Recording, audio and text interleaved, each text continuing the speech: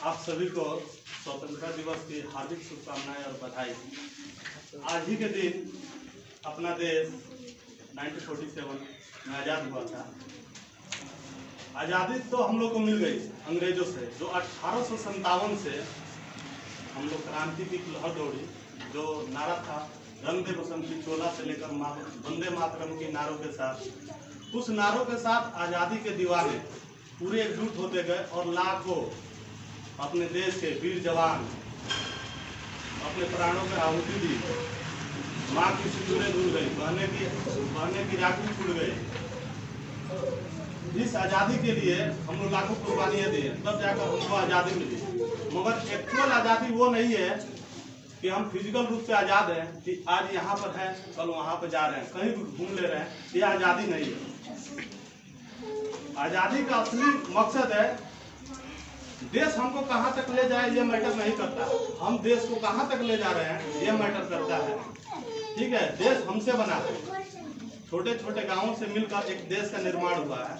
तो हम एक छोटे छोटे गांवों से जो बच्चे पढ़ने आते हैं स्कूल में, उन बच्चों का योगदान होना चाहिए कि हम देश को, हमारे पूर्वजों ने देश को आज़ादी दिला दी, मगर असल में देश को किस शिखर तक ले जाना है, टेक्निकल में, मेडिकल में, डेवलपमेंट में, रोजगार में, बेरोजगारी से हमें लड़ाई लड़नी है। एक्चुअल आज़ादी की लड़ाई अब हम लोगों की लड़नी है, जिससे अशिक्षा दूर हो। सबसे बड़ा मुद्दा है अपने देश में अशिक्षा। आज किसी भी घर में लड़ाई हो रहा है जमीन के लिए, घर के लिए, दौलत के लिए, मगर आज तक कोई भी घर में कोई भी लड़का अपने घर वालों से लड़ाई नहीं किया है कि हमको पढ़ाई करना है। आज तक कोई नहीं किया है कि हमको पढ़ाई करना है, हमें अच्छे से अच्छे कॉलेज में पढ़कर साइंटिस्ट बनना है या डॉक्टर बनना है। कोई लड़ाई नहीं लड़ा है। बस लड़ा है किसके लिए? तो हमको अच्छे से जूते चाहिए, अच्छे कपड़े चाहिए, घूमने के लिए चाहिए, अच्छे मोबाइल चाहिए। इसी के लिए सभी लोग लड़ाई लड़ते हैं। मगर एक्चुअल ये हमारी आज़ादी नहीं है कि हमको समय पर भोजन मिल गया, कपड़ा मिल गया, घूमने के लिए मिल गया, कहीं भी मौज मस्ती करने के लिए कोई टूर पर चले गए, कोई तीर्थस्थल पर चले गए, कोई वैष्णो देवी चला गया, कोई अजमेर चला गया। ये मैटर नहीं करता है। मैटर ये करता है कि हम लोग कहाँ देश को ले जा रहे हैं। एक्चुअल आज़ादी ये है। दूसरी चीज, आप लोग एक महान शख्स का नाम बताते हैं जो अपने देश के लिए, क्या पूरे विश्व के लिए वो लोहा मनवा दिए हैं, जिनका नाम है डॉक्टर APJ अब्दुल कलाम।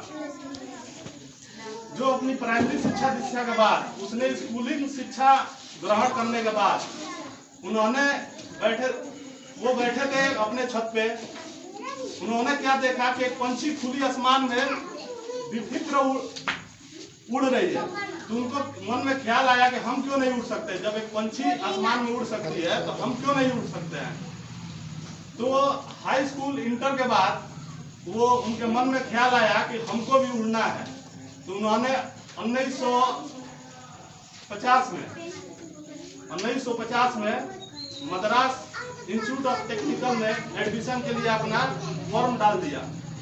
1950 में 1000 रुपया बहुत मैटर करता था। किसी के पास 1000 रुपया नहीं था, वो अच्छा से अच्छे टेक्निकल कॉलेज में वो दाखिला ले सके और अच्छा से अच्छा शिक्षा ग्रहण कर सके। वो काफी परेशान थे। उनका फॉर्म एक्सेप्ट हो गया था और उनको स्कूल के तरफ से सूचना भी आ चुकी थी कि आप एडमिशन ले सकते थे। वो पढ़ने में इतने तेज तरार थे अब्दुल कलाम, मगर आप लोग सुन रहे हैं, वो पढ़ने में इतने तेज तरार थे तो उनका केवल जो इंटरमीडिएट का जो सर्टिफिकेट था, वो अंक था, उसको देखकर मद्रास टेक्निकल बोर्ड ने उनको एडमिशन के लिए अनुमति दे दी। उसके बाद उनके पास पैसा नहीं था। वो काफी परेशान थे, इधर उधर घूमते थे, पैसे की बंदोबस्त नहीं हो पा रही थी। अचानक उनको खबर मिली कि पैसे की व्यवस्था हो चुका है। जब वो दौड़ते दौड़ते घर पे गए तो उनकी बहन जो थी अब्दुल कलाम जी की, वो अपने हाथ की कंगन और कानों की बाली बेच दी थी। वो 1000 रुपये स्कूल को फी देने के लिए, और वो पैसा लेकर उस दिन अब्दुल कलाम और उनके पूरे परिवार वालों के आंखों में आंसू था। जब एक बहन अपने भाई के लिए हाथ की कंगन और कान की बाली बेचती थी, उस समय वो शिक्षा की इतनी अहमियत दे रही थी। तो आप लोग इस समय मॉडर्न युग में, आप लोग के पास पर्याप्त साधन है, आप लोग बस पढ़ाई की कोई वैल्यू नहीं देते। अच्छे मोबाइल चाहिए, अच्छे कपड़े चाहिए, घूमने के लिए जाना चाहिए, बस।